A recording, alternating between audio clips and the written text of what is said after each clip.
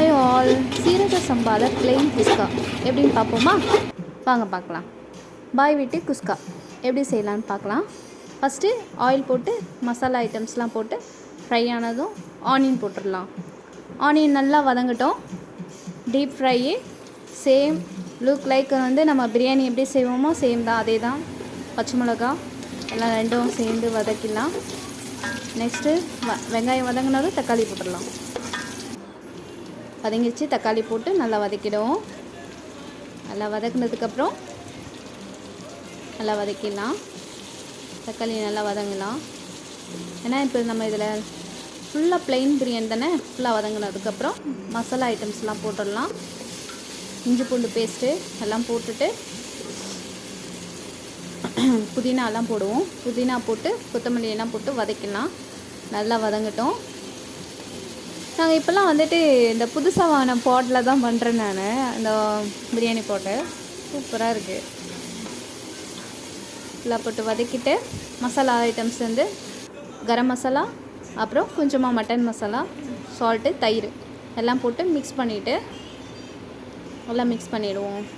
தயிர் போட்டு மிக்ஸ் பண்ணிடலாம். ஆயிலெலாம் நல்லா பிரித்து வர மாதிரி இருக்கட்டும். நல்லா மிக்ஸ் ஆகட்டும். நல்லா அந்த ஃப்ளேவர் வாசனை வரும். அதுதான் நமக்கு மிக்ஸ் ஆனதுக்கு தெரியறது. நல்லா மிக்ஸ் ஆனதுக்கப்புறம் நம்ம தண்ணி ஊற்றிடலாம். இப்போ நான் 1.5 டம்ளர் தண்ணி, 1.5 டம்ளர் அரிசி போட்டிருக்கேன். 1.5 டம்ளர் தண்ணி ஊற்றிக்கலாம்.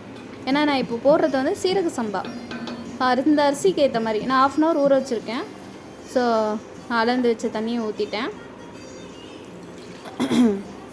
தேவையான அளவு சால்ட்டு போட்டுட்டு மிக்ஸ் பண்ணிக்கலாம்.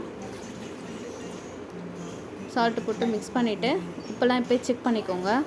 போய் செக் பண்ணிவிட்டு ஒரு கொதி வந்ததும் அரிசியை போட்டுடலாம். சேம் நம்ம பிரியாணி போடுற மாதிரி, பிரியாணி செய்கிற மாதிரி தான். என்ன ஒன்று நம்ம கறி போடலை, அவ்வளோதான். ஃபஸ்ட் டைம் சீரக சம்பாவில் செய்கிறேன். சீரக சம்பா போட்டுருவோம். ஒரு கொதி வந்துடுச்சு. சீரக சம்பா அரிசியை போட்டு மிக்ஸ் பண்ணிவிடுவோம். தலைப்பாக்கட்டி பிரியாணி மாதிரி தான் இது. ஸோ இந்த அரிசியை போட்டுட்டு செய்ய போகிறோம். சீரக சம்பா அரிசி ஃபஸ்ட் டைம் செய்ய போகிறேன். நல்லா வரும்னு நினைக்கிறேன். லுக் லைக்கு பார்ப்போம், வெயிட் பண்ணி. கலந்து விட்டுருங்க. நல்லா நல்லா கலந்து விட்டுட்டு கடைசியாக புதினாவை போட்டுருவோம். புதினா கொத்தமல்லி போட்டு தட்டு போட்டு மூடி வைப்போம். ஒரு 15 minutes கழித்து திறந்து பார்ப்போம் எப்படி வருதுன்னு. ஓகேவா? நல்லா கலந்து விட்டுருவோம். இப்போ தட்டு போட்டு மூடிடலாம். மூடிட்டு திறந்து பார்க்கலாம். 20 minutes கழித்து சூப்பராக ரெடி ஆகிடுச்சு பிரியாணி. சூப்பராக ரெடி ஆகிடுச்சு பாருங்கள்.